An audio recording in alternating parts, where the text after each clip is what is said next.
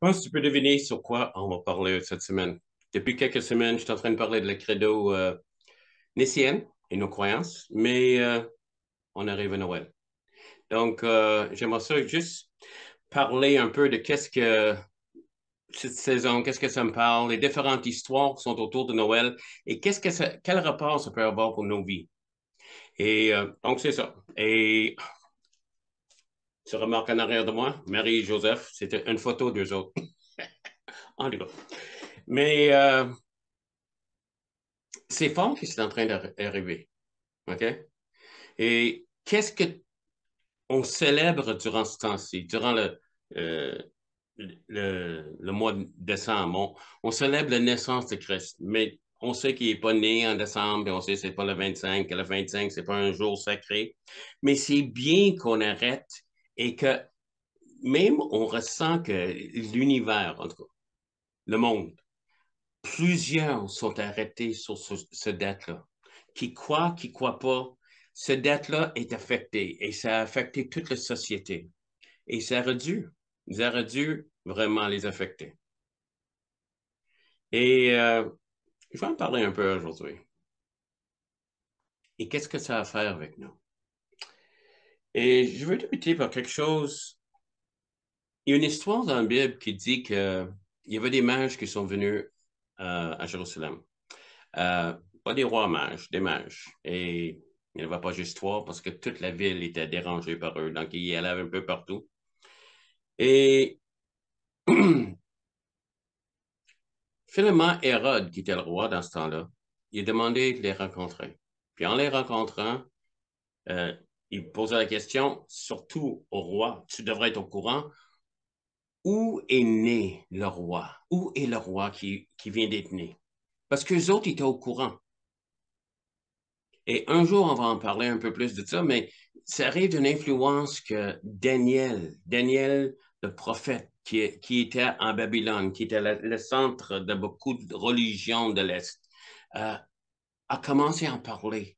Et il a créé une soif dans certaines personnes. Et durant les siècles qui ont suivi, il regardait, il cherchait des signes dans les cieux pour voir si un jour il verra la naissance de cet roi qui allait venir, le Messie que nous autres, on attendait, que les Juifs attendaient. Donc, il demande au roi où qui serait né. Le roi dit, oh, un roi? Vraiment, je suis le roi. En tout cas, il demande au scribe. Puis ça, c'est intéressant. Il est là, il y a les Écritures. Il demande au scribe qui connaissait la Bible, qui connaissait les Écritures, où serait né ce roi ou ce Messie. Et les scribes lui répondent en Matthieu chapitre 2, en Bethléem. Parce qu'il avait écrit, après 700 ans avant Jésus-Christ, dans le livre de Michée, c'était écrit en Michée chapitre 5, et toi, Bethléem Ephrata, petit d'entre les milliers de Judas, de toi sortira pour moi celui qui dominera sur Israël.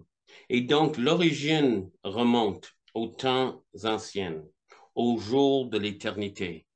Et pour eux autres, c'était clair qu'ils parlaient ici de le Messie, de Bethléem. Et le roi dit ça aux mages, et les mages ont été voir.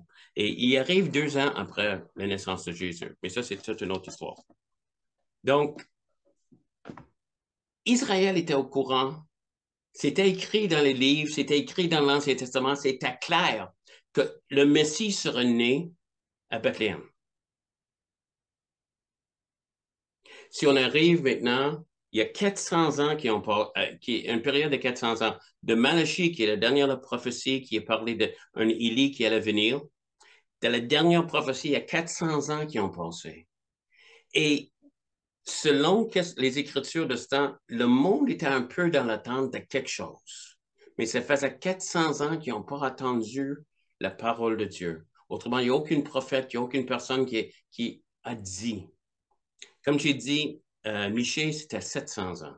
Malachie, un prophète, le dernier pour parler, c'était 400 ans. Et après ça, le silence de Dieu.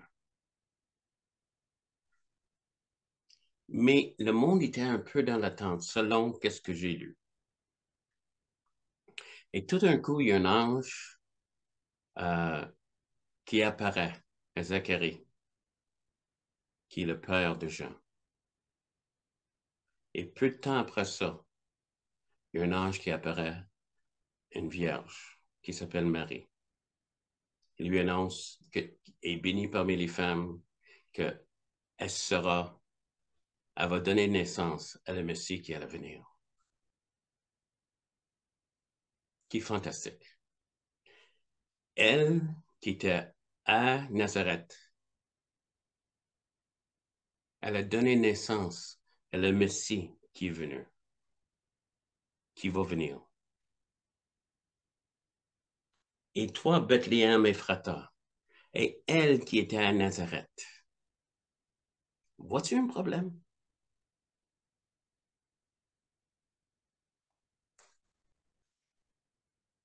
Voici la prophétie, voici la parole de Dieu, voici qu'est-ce que Dieu a dit.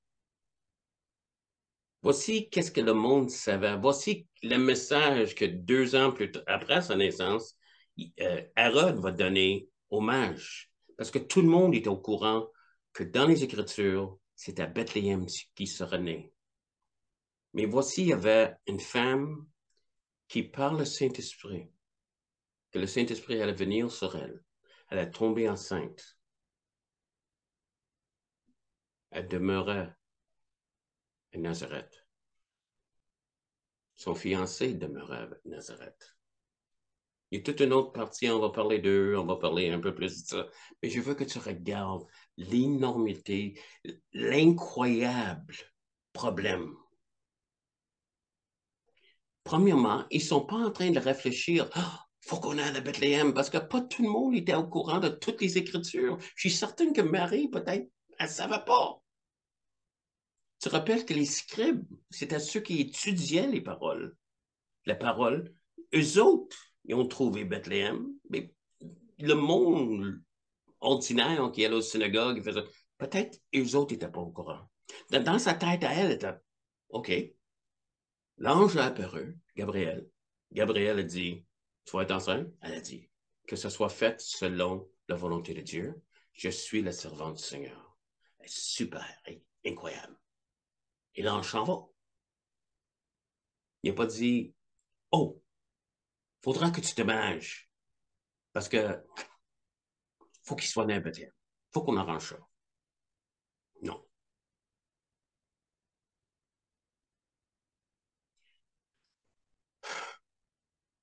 Dieu a des plans. Et si Dieu dit quelque chose, c'est ça qui va arriver.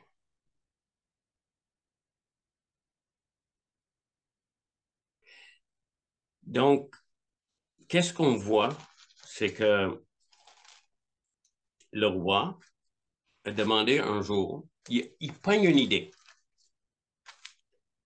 Et dans son idée, il va faire un recensement.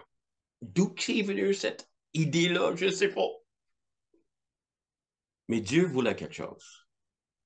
Et dans la coutume des recensements, dans ce temps-là, il fallait que chacun retourne dans sa ville natale. Et pour Marie et Joseph, ça c'était Bethléem. Elle qui était enceinte, et probablement quand il y a eu les nouvelles, dit, oh non, elle ressent, faut qu'on fasse un voyage, t'es enceinte, en tout cas, on va le faire.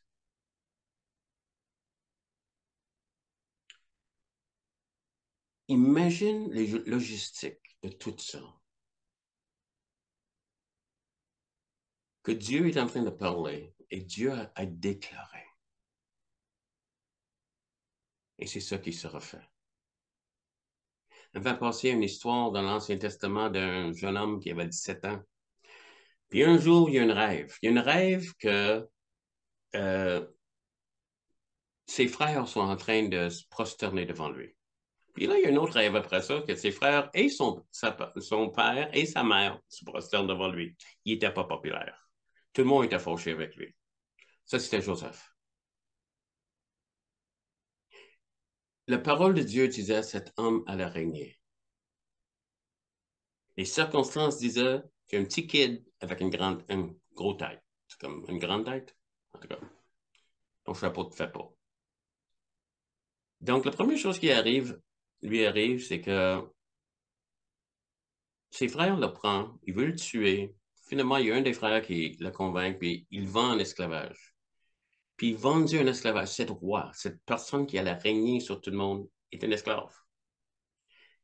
Et il devient le meilleur des esclaves dans la maison de son maître, qui est Potiphar, ou Potiphar. Il est-tu fort ou faire? En tout cas. Et éventuellement, la femme de Potiphar l'accuse de l'avoir attaqué sexuellement. Potiphar n'a pas de choix. Il le jette en prison. Voici celui à qui la promesse était faite. Tu seras un jour, et tes frères et ton père, ta mère vont être à genoux devant toi. Il est devenu un esclave, mais parmi les esclaves, il est devenu le meilleur des esclaves. Il est jeté en dehors de ça, il perd ça, il est jeté en prison. Dans ta vie, il y a des circonstances qui t'en arrivé. Et je veux parler, Dieu te parlait. OK? Dieu te fait tes promesses. Dernièrement, j'écoute beaucoup les prophètes. J'écoute beaucoup des personnes. Et la raison que j'ai fait ça, c'est parce que j'ai réalisé, ça fait juste quelques années que qu'est-ce que dans ma tête, tu pensais qu'il y avait juste des faux prophètes. Tu sais? Quelqu'un parle là et dit, oh, pour moi, c'est pas vrai. Pour qui se prend un prophète? Tu sais? Mais qu'en Éphésiens, chapitre 6, verset 14, ça dit que Dieu a donné à l'Église des apôtres et des prophètes, des évangélistes, des pasteurs, docteurs.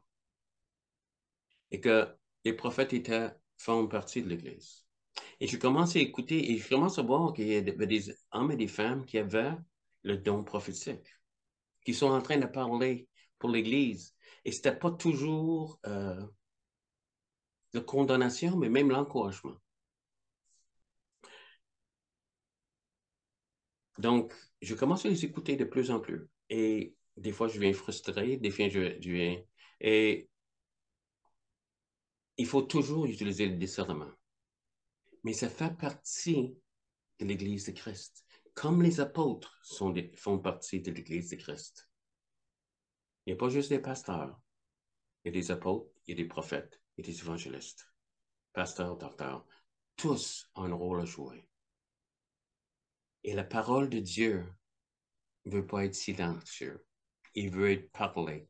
Oui, on l'a écrit et c'est complète. Il faut toujours, tout soit mesuré selon la parole de Dieu. Mais il faut écouter quand les prophètes sont en train de parler.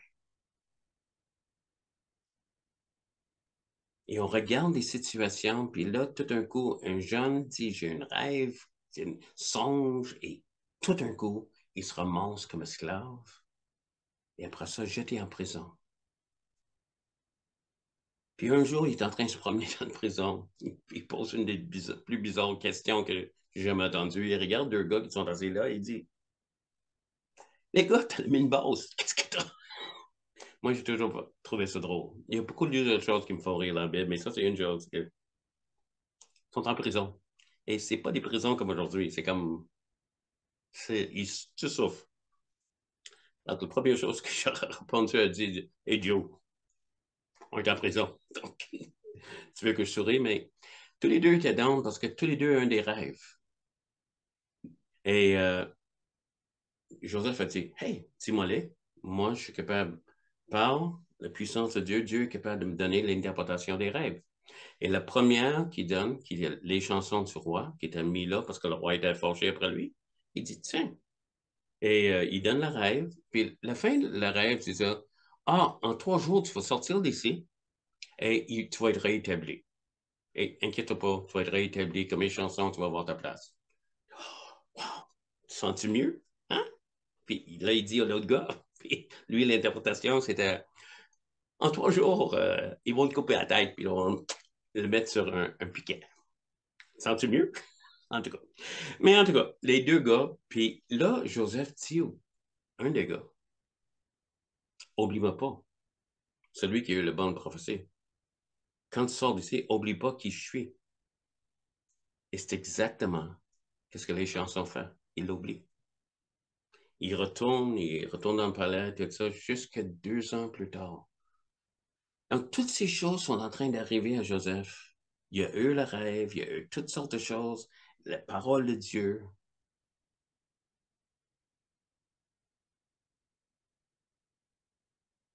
Et l'autre l'a oublié même. Chaque petit espoir. Oh, je suis un esclave. Peut-être une manière ici. Non, je suis prisonnier, mais en tout cas, vraiment, il est en train de diriger la prison aussi. Il est oublié. Dans nos circonstances aujourd'hui, quand on regarde le monde autour de nous, une des choses que j'entends parler beaucoup, c'est un réveil.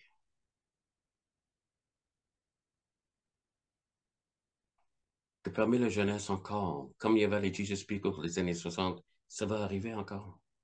On ne le reconnaîtra pas, ça va être une autre sorte d'église, mais Dieu va agir. On va voir des changements dans les gouvernements, dans les pays, et ça va changer. Que Dieu va agir parmi nous d'une manière surnaturelle, puissante. Et quand je regarde avec mes yeux humains, je dis, comment ça se peut? As-tu vu qui est en train de diriger nos pays? As-tu vu les lois qui ont été établies? As-tu vu les choses qu'ils sont en train de faire? Je crois vraiment dans mon cœur, ils ont volé les élections aux États-Unis. Et au Canada, je ne sais pas qu'est-ce qui est en train de se passer parce que je n'ai pas grand espoir dans ce gouvernement-là. Mais j'ai un espoir en Dieu. J'ai un espoir dans celui qui a parlé. 400 ans, puis la parole de Dieu n'est pas attendue. Et un ange apparaît. 2 ans passent après qu'il avait interprété une songe. Et tout d'un coup, Pharaon a appelé Joseph. Et Joseph, peut-être là, il y a toute une série d'histoires. Il se ramasse à être la deuxième plus grande personne en Égypte. Et oui, ses frères et ses parents vont venir même se courber devant lui.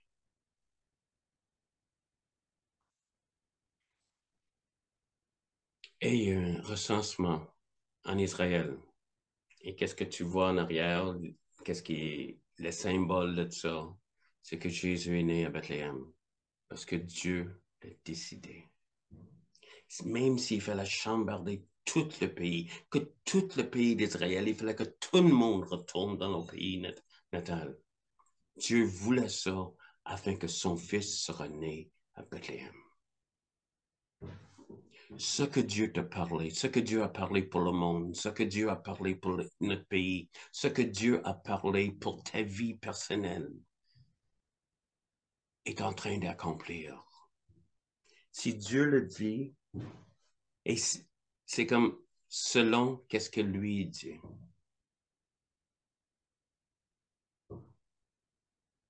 Donc, c'est temps encore d'écouter, de prier. Et c'est ça que je ressentais aujourd'hui en train de prier. La raison que je suis en train de parler de ça, c'est venu fort sur mon cœur pendant que j'étais en prière. Qu'il faut qu'on sait. Dieu n'a pas lâché le pays. Il n'a pas lâché le monde. On va voir le réveil. Et cet réveil va toucher les vies. Je ne sais pas quand est-ce mon temps. Mon temps, je sais que ça fait longtemps que je suis là. Je ne sais pas combien d'années il me reste devant moi. Mais je crois que je vais voir la gloire du Seigneur sur la terre des vivants. Parce qu'il me l'a promis. Et je crois qu'on va voir le réveil parce qu'il l'a promis. Puis on verra du monde de tous les âges. Mais j'ai hâte de cette inondation de jeunes qui trouvent la vraie vie, qui arrêtent d'être mentis, toute cette confusion sur la sexualité, sur les autres choses. Et ça a l'air d'être juste concentré juste sur ça, comme si juste ça la vie qui sort de là. Parce que Dieu l'a promis. Ce temps ici, c'est une célébration d'accomplissement de promesses. Et les promesses, tu les as reçues. Que ce soit personnel, que tu as eu par la parole d'un prophète, ou des personnes sous l'onction du Saint-Esprit, ou tu as simplement lu ta Bible, puis Jésus a dit, je te promis une vie en abondance. C'est ses promesses pour tout le monde. C'est ça que la parole dit. Et il faut que toujours les promesses de Dieu soient soumises à la parole. Et chacun de vous, vous êtes important. Chacun de vous, vous avez eu des promesses de Dieu. Et chacun de vous qui ont reçu des promesses pour les voir accomplies. Et si tu m'écoutes aujourd'hui, puis c'est la première fois que tu entends parler de quelque chose comme ça, le Seigneur veut te connaître. Christ est venu naître, vivre pour 33 ans et mourir pour toi, afin que tu puisses recevoir le pardon de tout péché et la vie éternelle. Si tu veux le recevoir maintenant, juste répète après moi, Seigneur Jésus, demande pardon pour mes péchés. J'accepte que tu as payé le prix pour mes péchés sur la croix de Calvaire. Merci pour la nouvelle vie en toi. Deviens le Seigneur de ma vie. Seigneur, agis maintenant. Je demande, Saint-Esprit, merci, merci, merci pour ton action dans la vie de ceux qui sont en train d'écouter. Amen. Ses promesses sont oui et amen. Ce qu'il a promis. S'il faut flambarder un pays pour le faire, il va le faire. Parce qu'il t'aime. Et il va chambarder nos pays dans le bon sens. On voit de plus en plus que les personnes sont en train de s'élever, tannées du négatif, tannées de manque de Dieu, tannées des choses. Ils sont en train de se lever et dire non, on est fini. Il y a une vérité, il y a quelque chose. Cette vérité, on peut vivre avec. Ils sont en train de devenir des leaders et je crois que Dieu est en train de les placer un peu partout. Et ça arrive au Canada et ça arrivera aux États-Unis. Ce que Dieu a promis, il va l'accomplir. Continue à prier. Lâche pas la patate. Et sois béni. Un message d'espoir à partager sur vos réseaux. Vous pouvez également visiter notre chaîne YouTube pour entendre d'autres messages de Pasteur Todd. Abonnez-vous à notre page Facebook pour ne rien manquer de nos actualités et pour participer à nos événements en ligne. On vous attend!